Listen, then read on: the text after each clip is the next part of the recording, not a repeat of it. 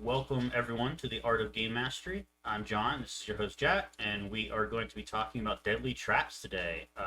This one will be a bit more Pathfinder 2e specific, though some of the stuff we'll be talking about around, how to use traps effectively in general will be more applicable to pretty much any tabletop RPG system. Um, Before we get started, though, don't forget if you are watching this on YouTube, the VOD will be up, in the next couple of days. If you're watching it there, make sure to hit that like button, subscribe button, all that stuff. It really helps us get our videos out there and keep producing more content for y'all. And before I forget again, I forgot to mention this last time. We do have a Spotify podcast now where we basically take the audio version of these streams and upload them to Spotify for easy listening on the go. If you can't, find the time to watch the videos on YouTube or whatever, or even join us on Twitch, it's a good compromise there. So make sure to check that out. I don't think there's any other pressing matters we need to announce. Can you think of anything, Jack? Gen Con. Yeah, we'll be at Gen Con next week. If you guys are going to be there, or gals, make sure to hit us up so we can, meet up in person. Love to meet you all. We're going to be trying to kind of, since we're kind of new to the scene, we're going to be trying to uh, integrate ourselves into the community a bit more. So, we'll be walking up to people, asking questions, talking to everyone. So I hope to see you all there for sure. So I guess we'll go and get started on this. As I mentioned, we're going to be talking about traps and really hazards in general.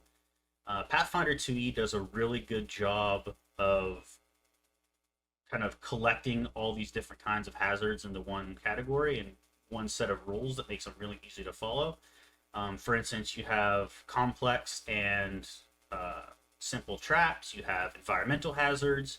You have let's see, what else do you have? You have really that's it, I guess. Is environmental hazards and the various kinds of traps, right? I know some of them were mechanical or animal in nature. Or magical. Yeah. Mm-hmm. So it's interesting because environmental hazards they kind of had their own thing, but then there's also a lot of traps that are environmental focused. So like mold is a big one, where it is effectively a trap for all intents and purposes, but it's actually environmental based because it's fungus. So I think that they kind of do a cool job of intermixing those there. Um, Jackie, I know you mold's your favorite type of trap, right? Can you tell us a little bit about why you like molds so much and a little bit how they work? I know there's a couple in the example. So Pathfinder 2e does provide a number of example traps, environmental hazards. I think they are a bit lacking, and I feel like they could give us a bit more. But they are easy to homebrew, so there's that saving grace there. But I think out of the box, you have the brown mold, which is your low level, level 2, simple environmental trap, and you have your yellow mold, which is a bit higher level, and I think is a bit more cool, I guess you could say. Um, yeah, why don't you talk us through a bit what your thoughts are on molds and why you love them so much?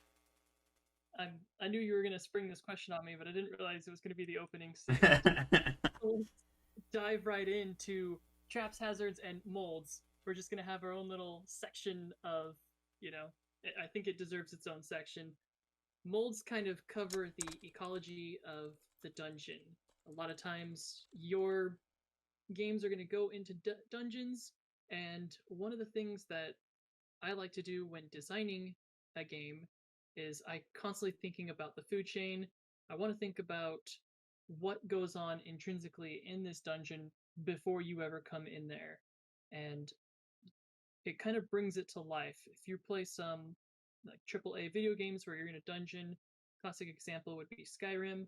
You come across a cave, and as you get closer to the surface, the cave starts to become more and more natural like.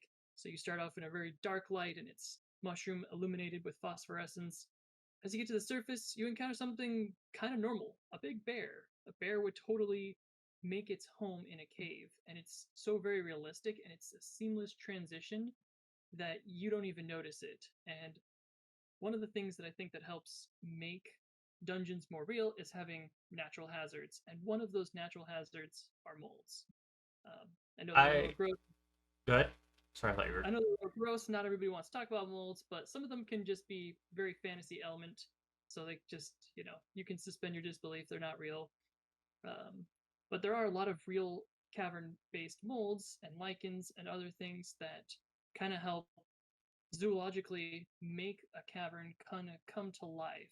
It's the bottom of the food chain for bottom feeders who are going to be feeding off of that, and it kind of all feeds back into itself about what kind of apex predator you're going to be dealing with.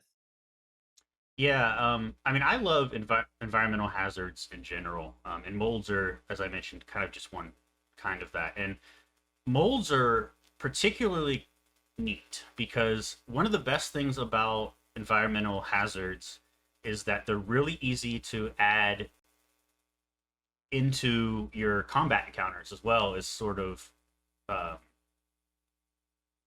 unexpected opposition, I guess you could say. So Mm. molds specifically have an interesting trait to where not only when you come into range of them, which is 5 feet for the two they have in the core rulebook, but also if they take damage, they trigger.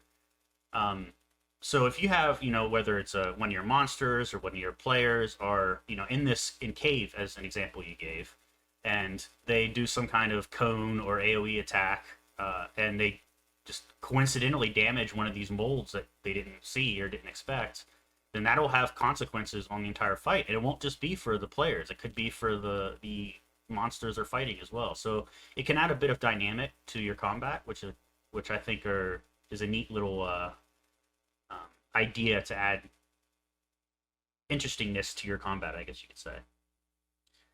And you don't necessarily have to limit those to environmental traps or environmental hazards. You could use like bear traps or things like that as well in your combat areas that maybe the players didn't have time to disarm or whatever ahead of time, and now they have to deal with things like spear traps or scythe traps or whatnot while they're fighting these creatures. And these creatures are also having to deal with these things. If they're monstrous and not particularly intelligent, they probably won't know to disarm them. But if they're intelligent and probably humanoid, they'll probably want to spend some of their action economy trying to deal with these traps for themselves because they're causing themselves hindrance at the same time. So there's a lot of flavor and um, interesting aspects to encounters you can add to it that make it a bit more fun to play from both a player and a GM perspective if you start integrating traps into your combat encounters. Um, I found that during exploration, I don't know if every GM shares this experience, but in my experience personally, whenever so players seem to have this ingrained idea into them that anytime they approach a door in a dungeon, they need to check for traps. But I found that they rarely check for traps elsewhere. So, as an example, I gave you guys a dungeon in Shifting Sands very early on, where there was a trigger on the floor. There was actually a wall mounted stone head on the wall, and you guys saw that, and you're like, oh, that's interesting, but didn't think anything of it. But then somebody eventually, actually, it was funny. The first time you guys went through this dungeon, you completely missed the trigger, so it didn't actually go off. And then when you guys were coming back through the dungeon, someone stepped on the trigger, and that's when it went off. But nobody, you guys checked for traps a lot on all the doors, but nobody checked for traps just generally around the environment. And I found that interesting, and I found that not unusual for games by GM. And I don't know why there's such an ingrained thought to check for traps on doors, but not to check for traps on like ceilings or floors or whatnot when you're walking. And I think that Paizo added a really nifty feat called Trap Finder. I think it's a rogue feat, if I remember correctly, but I don't recall off the top of my head. But I think it's a really useful one because it lets you basically detect those traps with less effort on the player's part, and it kind of just automatically does the checks for you. Um, and I think that, at least in my experience, not a lot of people take it, and I wonder if that's because traps aren't typically used as much these days in RPGs. Um, but I love to use them, especially environmental ones. But To bring up the first topic that you mentioned about checking the doorways, I think that that's a like more of a systemic problem based in our society. We are kind of ingrained, and I don't know if you've ever done breaching tactics, but I have. That involves setting up a five-man team and thoroughly inspecting a door frame for traps Mhm. before, in real life, before breaching that door. Yeah. And so I think that mental image is kind of engraved in our minds. And so when we come up to a new doorway, historically, traps have been placed in these doors, these doorways, and I want to say video games also are pretty guilty of this. Um, I'm going back to, I want to say, earlier day like Morrowind. Most of the traps were either on the chests or on the doors. Hmm. There were there are hazards that, falling rocks and, different mechanisms that try to smash you. But some of the real nasty traps, the poison ones and the Hmm. fireball, they're always in the chest or they're on the door. And so I think in this case, art is mimicking life. In this case, D&D and Pathfinder are probably mimicking some of the stuff that comes from video games and not thinking on their own about where a good place to place these traps. Yeah, I don't know if it's a facet of the Players. system so much. It is the players, like you said. It's something that's psychologically ingrained into people's heads that doors and chests are where the traps are going to be. Um, I like to throw them at not doors and traps because people typically don't expect them, but maybe that's kind of evil of me. But No, I think if you want to see your traps actually succeed, then that's probably the way to yeah, go. I mean, as far as game mastery is concerned, we're giving advice to GMs right now about how to get those hazards off. Um, that's going to be the way to go. Stop sticking them in chests and doorways. yeah. I mean, I think you in Pathfinder 2 specifically, you also have to be careful about what traps you put and where. So, Shifting Sands is a dungeon crawl, but it's also sort of a West Marches style campaign where the players can kind of go anywhere and kind of do their own thing. So, some of these traps are a little higher level than the players might be. Some of them are a little lower level. Some of them are right on target. I think that a lot of times game masters forget that in Pathfinder 2e specifically, traps are similar to creatures in that, if you put a level 2 trap against a level 2 party, it's going to be a moderate encounter for them, right? Because it's going to, well, most of the traps of the same level as the party is going to deal decent amount of damage to one or potentially more people. So when you're placing traps, think about how many you have in your dungeon and where and what you're trying to do with them. Like some of them might be just there for ambiance. So maybe looks like we lost Jack. Hopefully he'll be back soon. But anyway, some of them might be there for ambiance, and you might want to put a much lower level trap there for that than the party level. Some of them might be there to drain the party's resources, so then you might follow the encounter building rules in the core rulebook to determine how many resources you want to drain and whatnot. If you're draining resources, make sure, just as you would be using with a combat encounter, make sure you pace them. You don't want to put a bunch of traps at a dungeon and then by the time the players characters get to the final boss, they have like no resource left at all. They can't reasonably uh, defeat the boss. So there's things like that you need to take into consideration.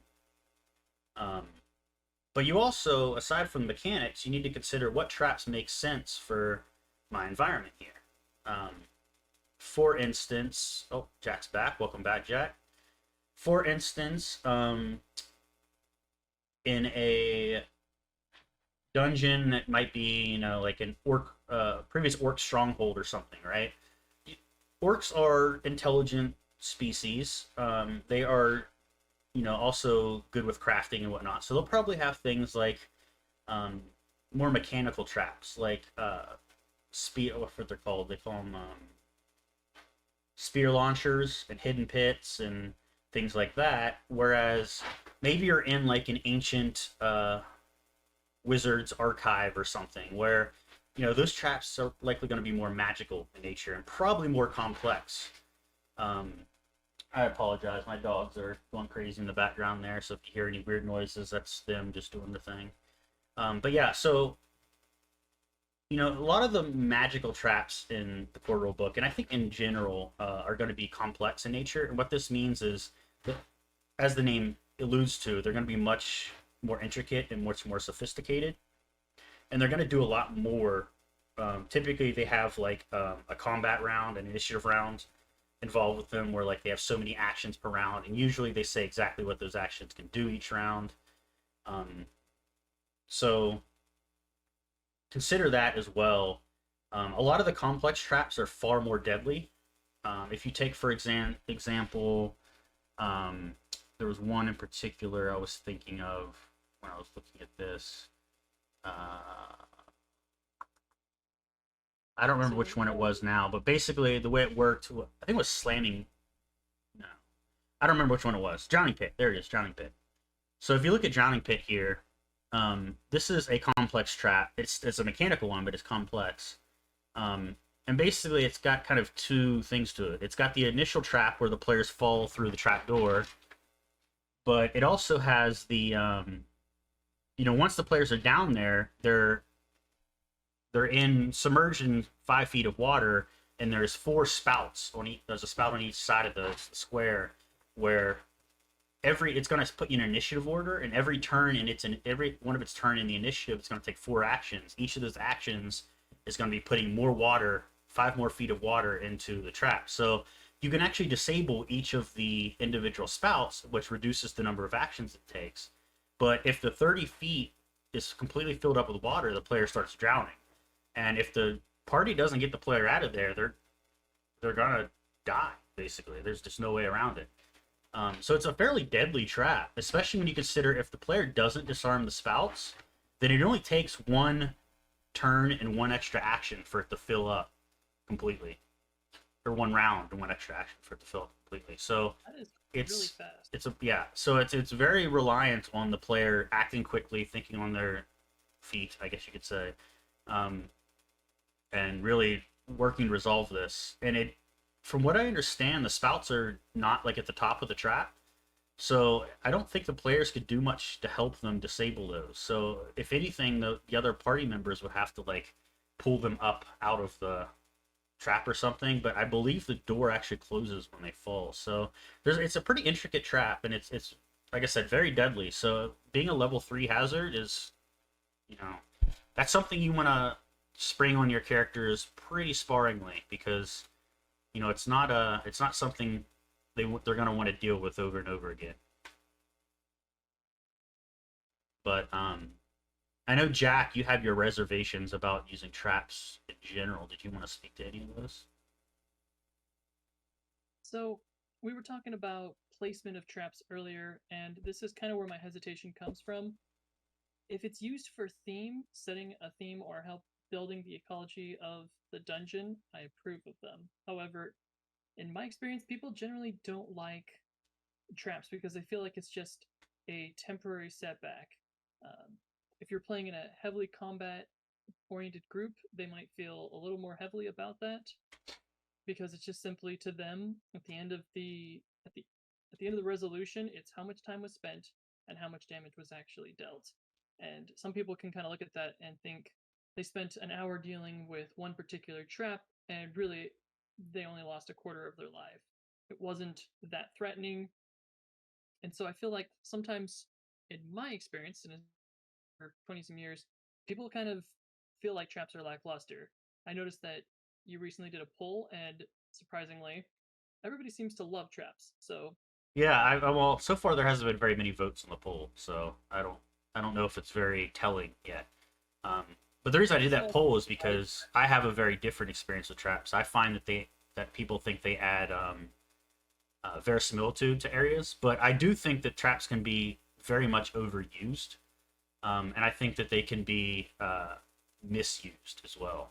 I don't think that you should just litter your dungeons with traps, and I also don't think that every dungeon should have traps. I think it, and there's a time and a place to yeah, litter the dungeon with traps. If you are going into, say, some cobalt catacombs, I would expect that you're gonna have some dead trap makers down there, and they kind of build their life around making different yeah, traps. So depending on where you are, it might be very thematic and very integral to their style of combat.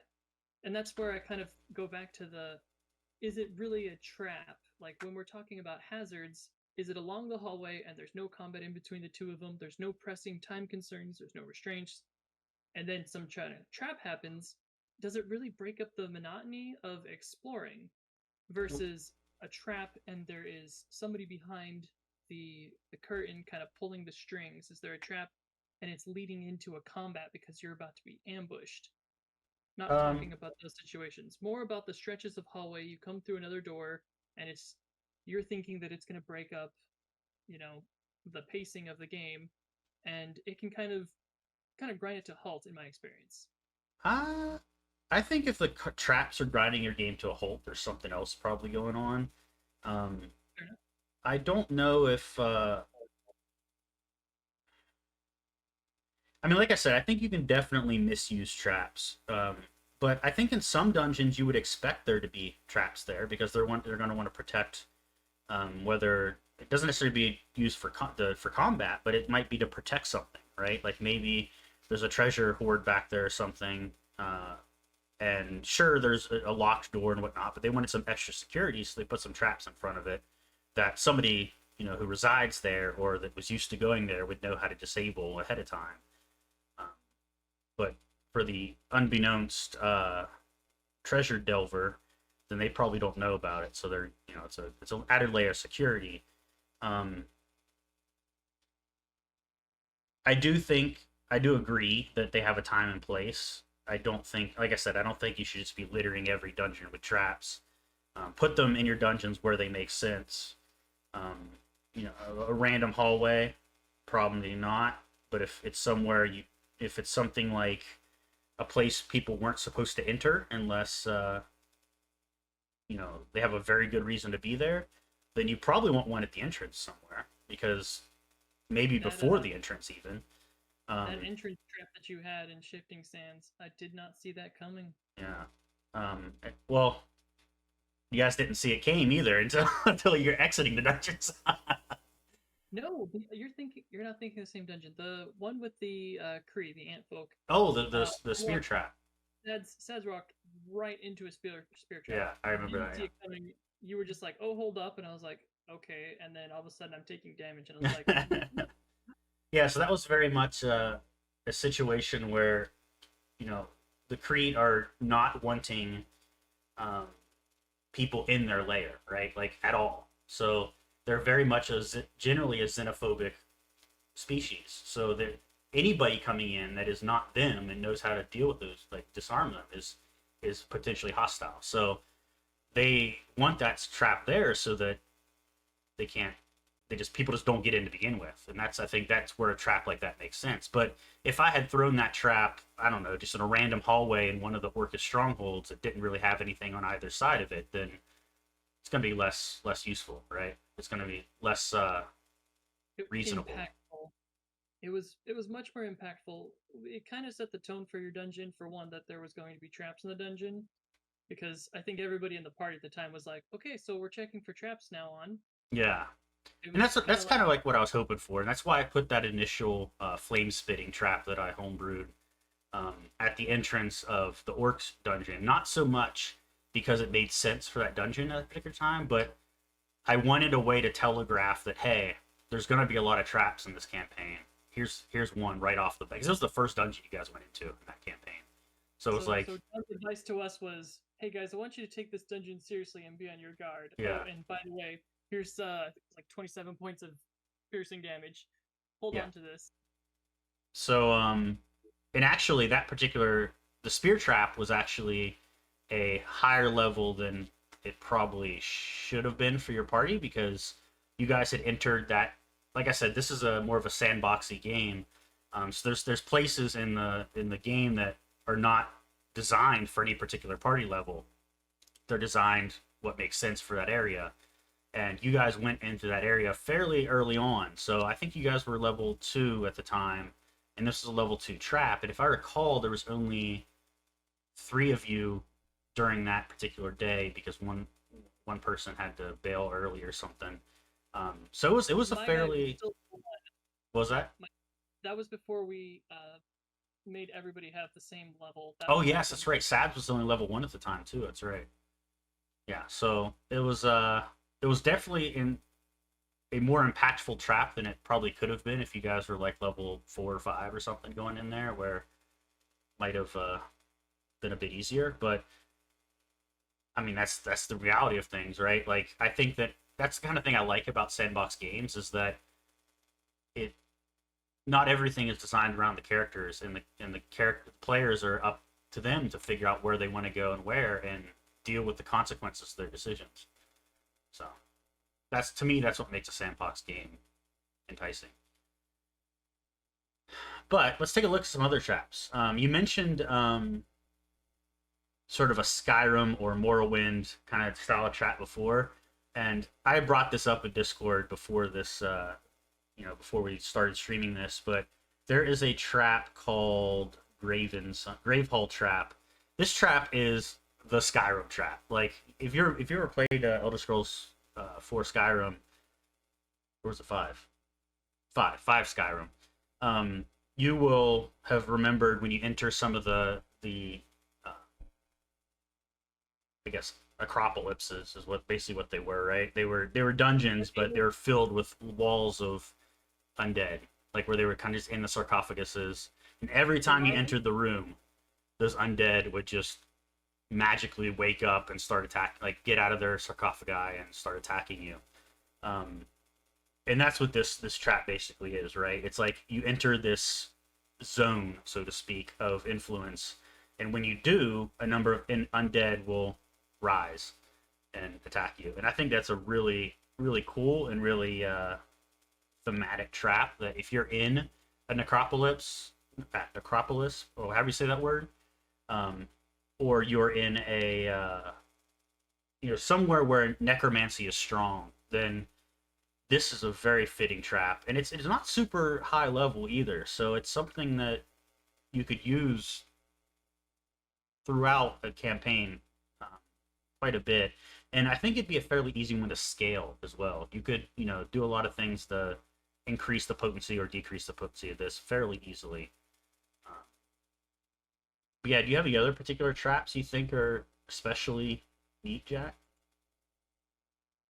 So I've talked about kind of earlier. I was telling you, and we kept adding numbers to it. Um, the what makes a good mix of traps. The things that I'm usually looking for, my two favorite is curses and mimics. We've mentioned quite a bit about mechanical traps.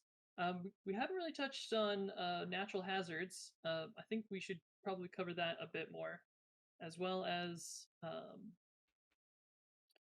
Jack is the quiet, huh? the what?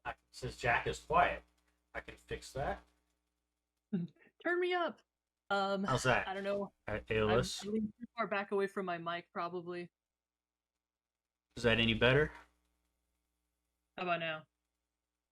And so some of the curses I mentioned for what makes a good curse trap, there's a lot of kind of social things that we can kind of pull from, like Pirates of the Caribbean, where you can look at an example of what makes for a good curse trap. Am I still quiet? You're all the way turned up now, so it sounds like you're good, according to Aeolus. Oh, that's good news. So lucky for Pathfinder 2E, they had three kind of curse-based traps. If you're looking for some curse-based traps, there's Serpent Ward and Phantom Bells. Both are pretty neat. I really like Pharaoh's Ward. If you're a fan of the Mummy, this is the kind of curse that I'm looking for in a dungeon. Let's So see. when you This break one the is a DC 27 Thievery check, which requires master proficiency to remove the lintel without triggering the magic, or you can use dispel magic to counteract it. Curse of the Intruders. The seal on the tomb is broken from the outside is the trigger. Each living creature within 60 feet must succeed a DC 23 will save or be subjected to the Pharaoh's Curse. A cursed creature takes a -2 status penalty to fortitude saves, and any natural or magical healing receives is half. The curse remains until removed by remove curse or similar magic. Yeah, that's a really cool one. Another really thematic one that could be super useful to GMs. And I think that undead are something that is ever present in any fantasy tabletop RPG campaign. Somewhere in there, you're going to be fighting some undead. You may not, the Lich may not be the big bad, but you're probably going to have a tomb somewhere that your players are going to go down. And something like that would be the perfect place to throw something like this. Um, Yeah, those kind of make up the bread and butter of dungeon crawling. Sewers, caves, dungeons, I like tomb. that. I like that the only way to remove this is with remove curse or similar magic. That's Um, what a curse is. I know, Curse and is it all it, about gives, it adds a bit backloaded and more square up. consequence to the act of triggering this, and it's something that's long lasting, which I like. Uh, So here's my opinion about the Pharaoh's Ward, when and where to use it. A lot of people are going to think, okay, so the chest that has the thing in it, that's a great way to put the trap in. And I'm going to be like, absolutely not. A great way to put it in there is to kind of lure in your player's greed, where there is the objective and there is a reward. And when you have those two, if you are able to have clear branching options for the players to pursue, like the quest guide or the motifs along the walls kind of points like, hey, this is the direction you want to go if you're trying to get to a particular item, the MacGuffin maybe. And mhm. then the party will notice that there's like a side area to go off on. This is where I think you should be sticking your traps. So with something like the Pharaoh's Ward, there should be some kind of like, it should be clearly marked like this is forbidden treasure and it has nothing to do with why your party came down in the first place. So now when your party members do pop it open, it's just rewards. Yeah, this is interesting. This looks like it's a trap that's intended to be used on an entire room, like a sealed tomb. So like Yep. That the second you unseal that tomb, boom, you're hit with it. this was clearly inspired by the Mummy. Like Yeah, definitely. all of those Pharaoh curses is just And I mean, I think a lot of these traps are inspired by pop culture in some way, right? Um, that's where we get a lot of our ideas for yeah, traps. totally. I mean, Uh, it's where I get a lot of my ideas for stuff in general. um, but going back to environmental hazards, I think one of my favorites, and this is another one that's pretty deadly, if the rules don't go your way, and that's quicksand.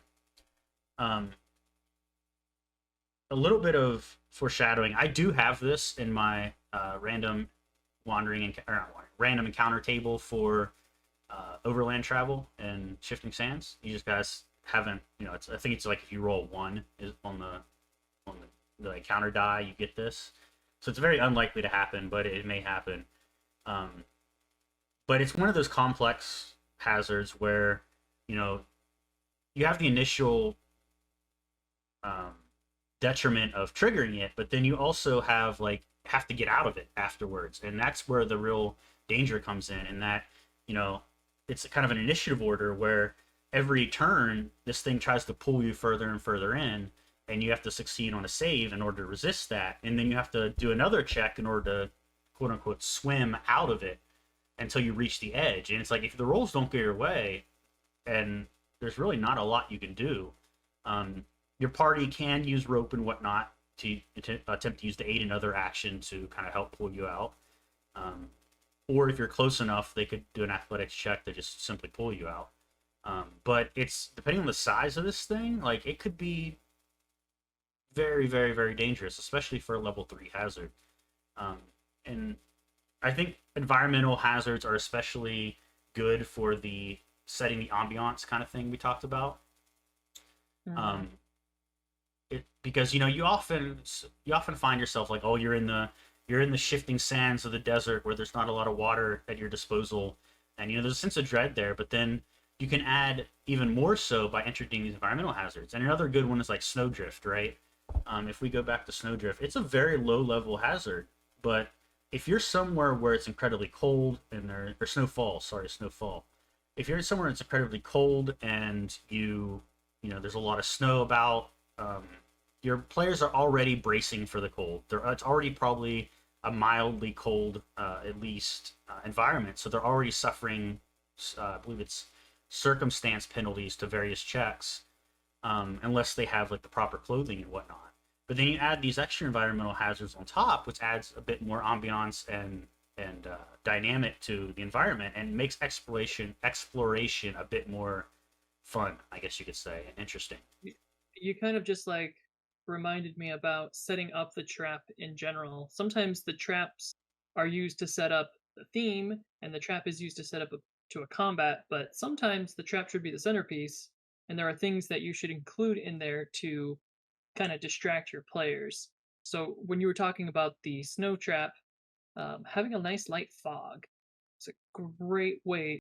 In a snowstorm, lower visibility, that DC to detect that trap is going to become much harder to get through. Yeah, I don't know if that's necessarily a trap, but it's definitely environmental. I don't know what you would call them. I think there is a term in the book, but environmental aspects, I guess. But like things like sandstorms, right? I've thrown those at you guys where it limits your visibility. If you get a heavy sandstorm, it actually inflicts slashing damage and like makes it harder to breathe and things like that. So those are definitely on top of just general cold or heat or whatever, and then also your traps. Environmental effects can also add this another layer of interesting dynamic to your exploration. Um, and I wanted to address a question in the chat real quick too. Aeolus said quicksand as opposed to slow mud. Slow mud and quicksand are kind of two different things in the context of Pathfinder 2e. Slow mud would affect, probably give you the slowed condition, which like it did in Jack's campaign. Whereas quicksand is more, you are kind of, I guess you're effectively slow because you only use swim to take 5 foot actions. But it's more like it's trying to pull you in and drown you, I guess, and that, or suffocate you rather. And I think it's two different kinds of things there. I guess you could make a mud trap that kind of does something similar if you wanted to. One is more lethal, is more deadly, and the other one is more going to help control the battlefield. You're looking at using that slow mud to kind of enhance your natural abilities, whereas quicksand can kind of stand off on all of its own. It can be a party killer if everybody falls into that trap. Whereas the mud isn't going to kill anybody. It's not designed to be lethal. It's designed to kind of make the encounter more interesting. I think you very much could make a mud sinkhole though that works very similar to quicksand and probably maybe even has the slow condition from Jack's mud thing as well. A sinkhole would be a much more deadly trap, but Yeah. that area that you guys were in was low level, so I refrained from having the water wall breaking and flooding that area. Yeah. I Maybe think next time. once you get into some higher levels, there's some really, really crazy traps that just get it's wild. Like the Armageddon Orb, right, is level 23 trap, and this thing is just, if this thing fires, everyone's At dead. that point, it's like just pitting a magic item at a player. Yeah. It's just, oh hi, there's this orb of annihilation in here. Don't touch it. Yeah. So it's like a special. The trigger for it is a special condition set by the trap's creator occurs. This is typically the event of their death. Fire rains from the sky in a 100-mile radius, dealing 10d6 fire damage to creatures and objects in the area. Each creature or object can attempt a DC 46 basic reflex save. Any creature reduced to 0 hit points by this damage dies instantly. This is not enough damage to completely burn away a forest or level an entire mountain or city, but it typically kills most creatures in the area. Yeah, this is probably not actually at level 23 or level 20 characters probably. 10d6 is probably not going to kill the player characters. No, that's not looking like but a lot of damage. It's going to destroy all the towns nearby, all the NPCs that are in it. It's going to basically level civilization in the area. That's a good.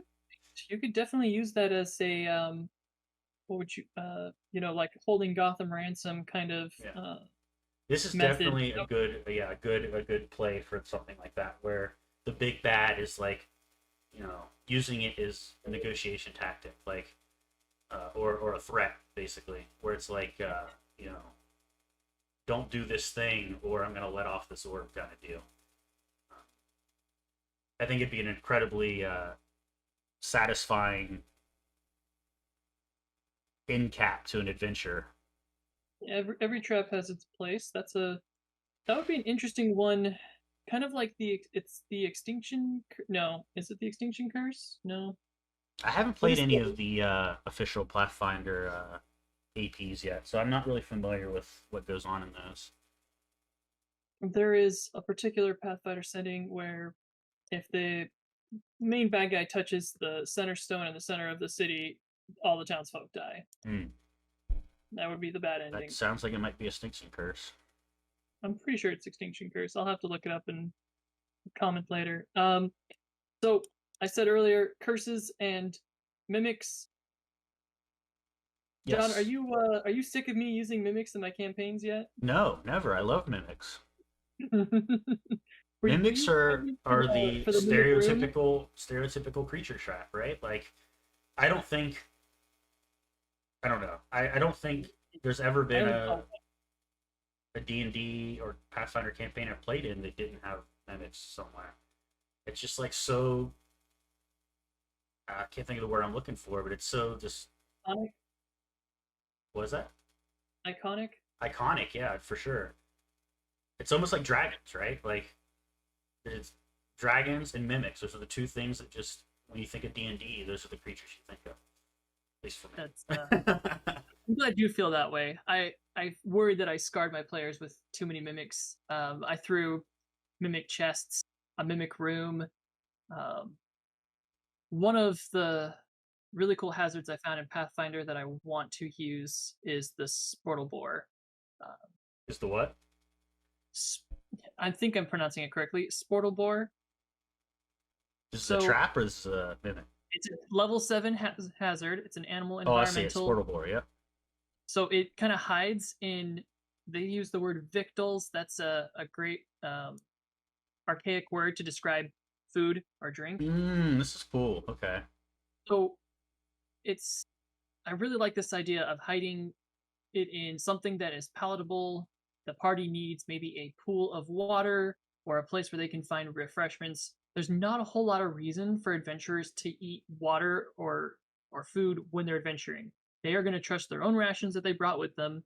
So you got to come up with a good reason to get them there in the first place, in my opinion. Or if it's maybe an exotic spice and they take it back with them, you've got to come up with, some assembly is required with Yeah. this trap. I would probably, if I were to interject this somewhere, I would probably say that I would say it has a chance to get into their packs, their rations while they're traveling and camping. That's a Maybe just great from the idea. environment or something, and then That is insert something I would itself into the food. but I mean, it is gruesome as to what it does. I Yeah, mean, I mean, it's not a terribly high fortitude save, but if you fail, um, you slowly go down this enfeebled yeah, ladder until you get to the bottom rung where you start taking 46 bludgeoning damage. the final stage, 46 bludgeoning, as the host painfully vomits out Sportable Swarm and returns to stage one. It loops. That's impressive. I don't think there's too many diseases that loop like that. Most of them just In real life just or start in it, the they end game? at stage four, and then they stay there until you heal it Or you're talking about in real life or in the game? in the game. Okay, because that's the natural process Yes, of a yes, lot of these I'm things. aware.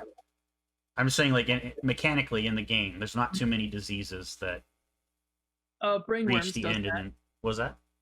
Brainworms. Yeah. I believe brainworms has a reproductive cycle that causes them to come out that way. Um, So, did we want to get into the homebrew? Do we have time for that? We do. We have about 10 minutes. I do not have. Okay, let me see if I can find my homebrew real quick. You look for that. So I noticed spear launcher was extremely low level, So spear launcher and was a if level you're two. Yes. yeah, really low level.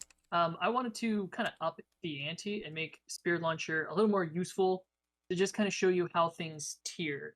One of the safest methods to do this for homebrewing. So we're going to teach you the tools of how to homebrew your own stuff. We call this reskinning. We take an existing item and we're going to change some of its effects, and sometimes reskinning is something as simple as same level, same level.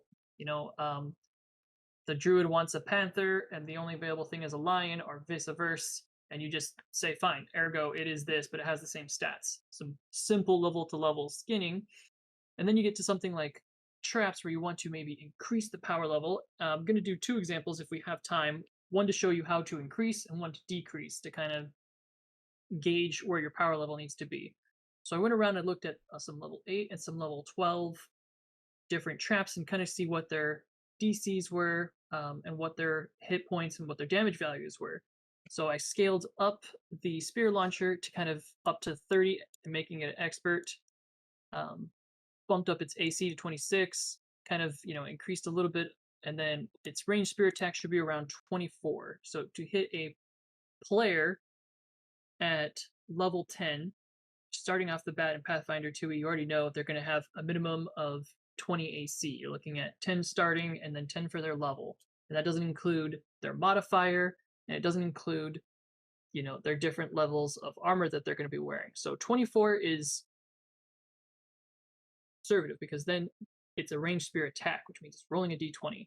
So if it rolls low, it might roll in the 30s. If it rolls high at level 10, it's going to push into the 40s. So you're looking at a good range for hitting a character at level 10.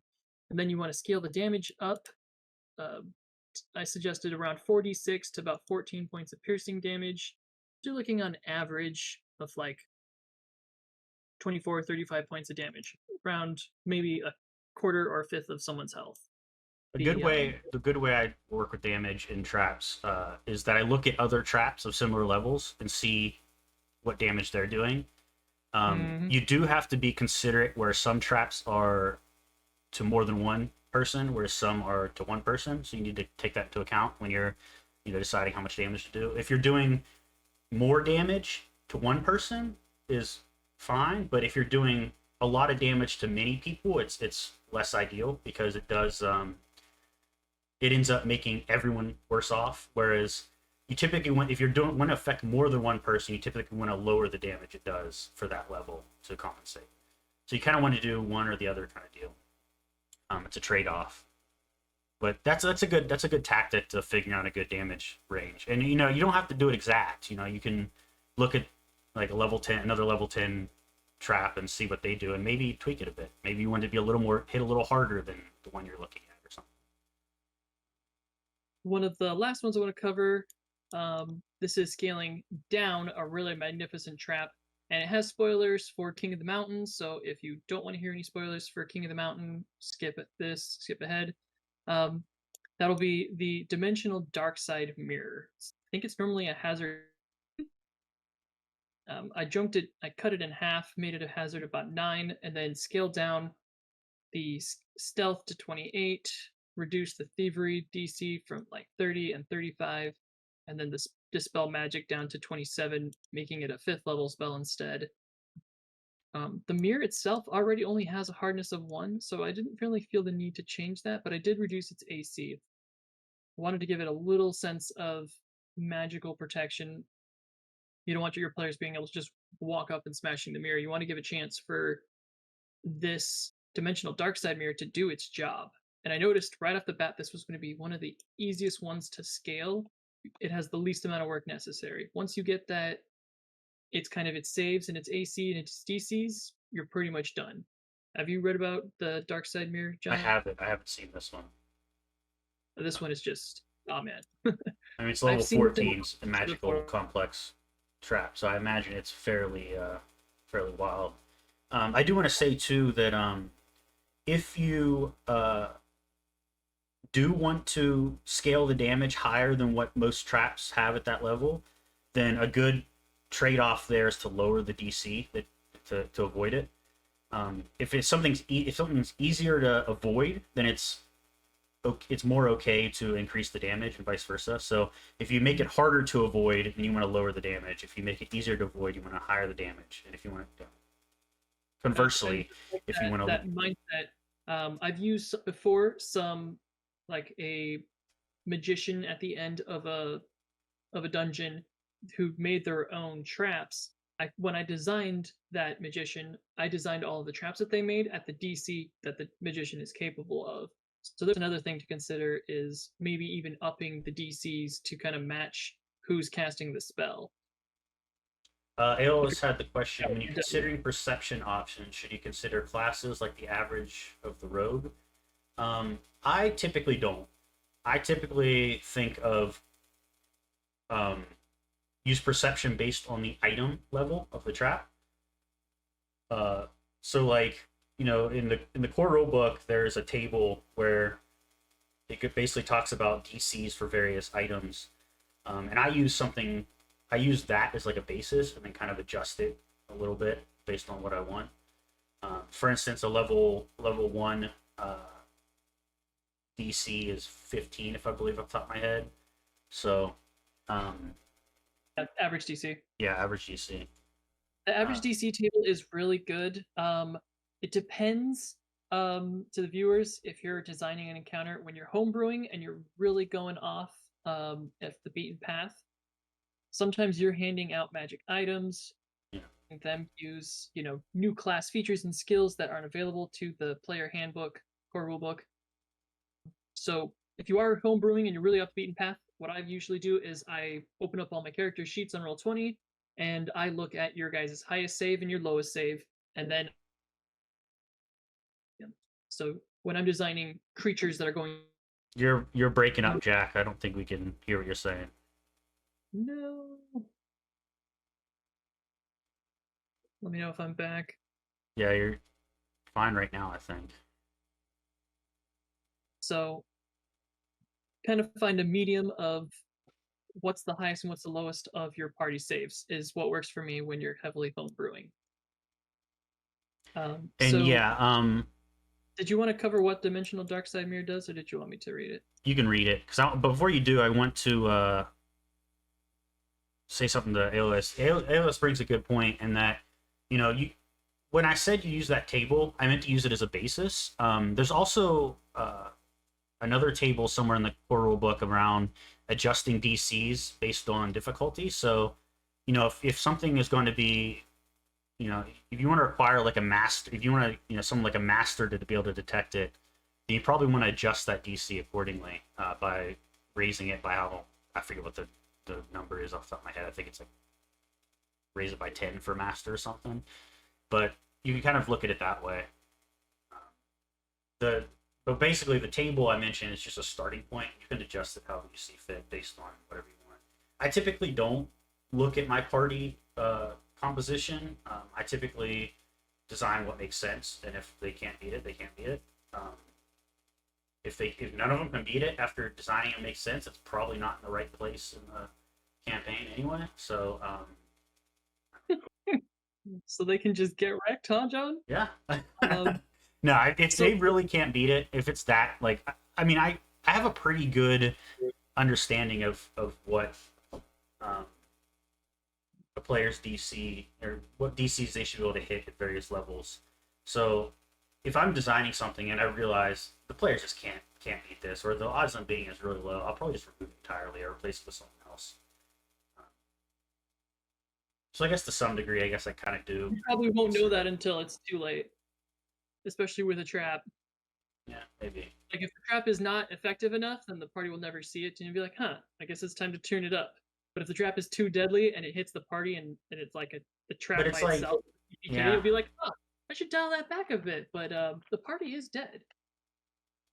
yeah. I mean, I was talking more when it comes to the perception or the stealth DC of the trap, where you know, if I have a level 20 DC on it, then I'm either expecting no one to beat it at level one if it's a level one trap, or um, you know, it's probably not in the right spot. But anyway, you wanted to talk about Darkside Mirror before we go. We're running low on time, so I wanted to I make really sure we think cover that this that. is a good capstone to, after a really rough battle, to kind of sneak this one in. The treasure room should always have magical gadgets and whatnot to kind of shock and awe your players. And this trap in a treasure room, I think, is really useful if they just did a really nasty fight. So if you plan to have a good boss room and then you stick in, say, the dimensional Darkside Mirror, this is truly diabolical, but it absorbs nearby creatures into the mirror and puts them in um, an alternate reality, not a different dimension. So plane shift isn't going to work. And what happens is that the rest of the party members need to kind of destroy these shadow replacements. So it's like party versus party. Um, it replaces them with an evil aligned character Hmm. who is going to try to take them out and get all of the other players into that mirror and swap them. Um, This is cool. I like this. it's dark, and especially if you use my suggestion for placement, you'll probably get the most out of it. If you want to just kind of introduce your players to some theming and you stick an area away, it's not probably going to have the same impact. This is, I feel like this is the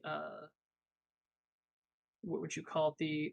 The piece on top, the garnish. This is, you just add a little extra on top, and this dark mirror, because it's such an easy trap to kind of avoid and destroy. It's really, and the leveling, why I said it's so easy is because it's based off the players, so it's whatever the players have. Yeah, it's interesting because destroying it would be an easy way, and it's not terribly difficult to destroy either. Um, I mean, it's got an AC of 34, hardness of 1, HP of 4, with a breaking threshold of 2, and it's level 14. So you're probably going to be, I mean, you're probably going to, party of like level 15 or 16 is probably going to be encountering this.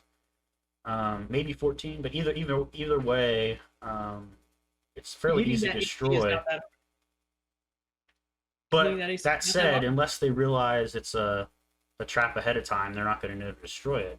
And it's going to be hard to destroy it, depending on how it's placed, like in the room. Might be hard to destroy without reflecting. So reflecting. And also, you can't destroy it while your party members are on the other side, Yeah, unless you want to doom your party members to never coming back. yeah. It's genius. I, It's quite a it's a diabolical trap, like you said. I like I it. love this trap. This is I probably wouldn't put it right after a really hard boss fight, personally, but I think it would. I think it'd be a bit too evil for me. Um, mhm.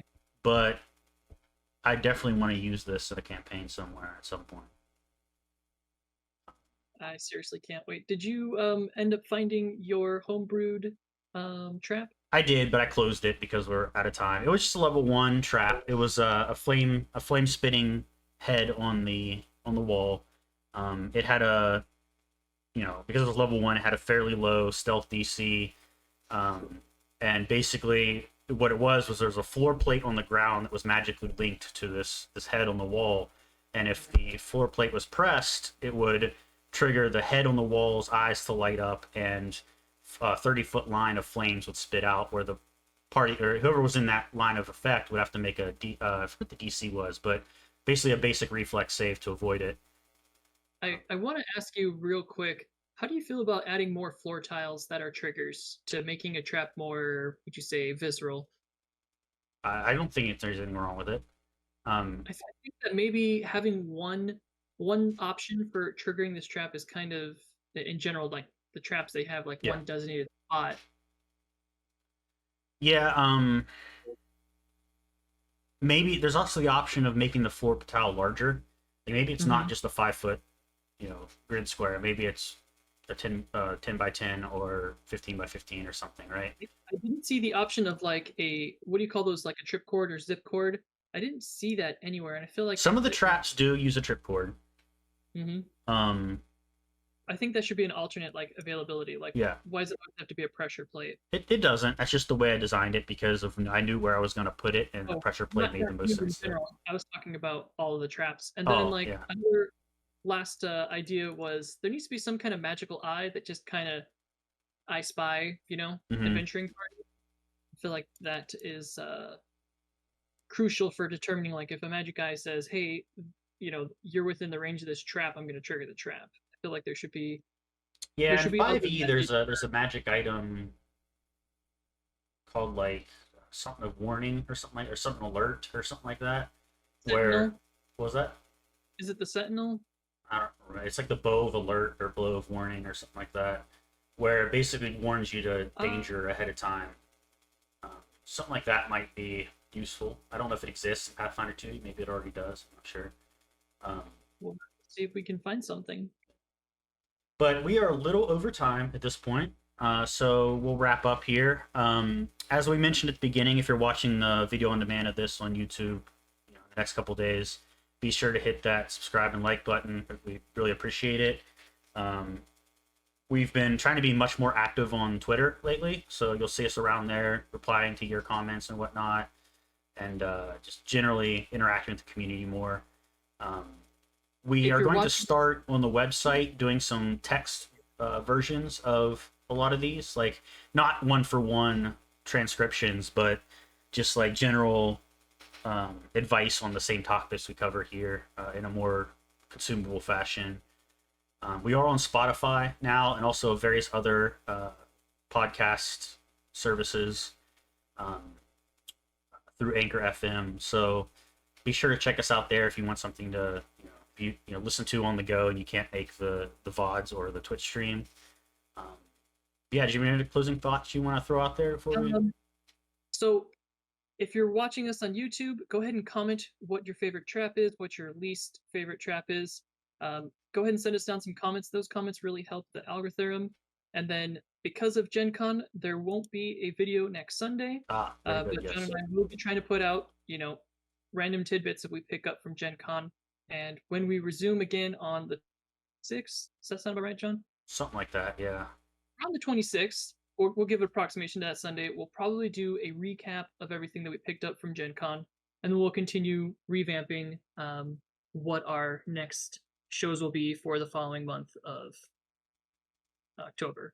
Yeah, and again, if you guys are going to be at Gen Con, definitely come find us. We'd love to meet you. Come say hi. We will hopefully be all around the venue throughout the. We're going to be there the whole week, so be the whole time. So come say hi for sure. But yeah, until next time, happy gaming. Thanks for joining us.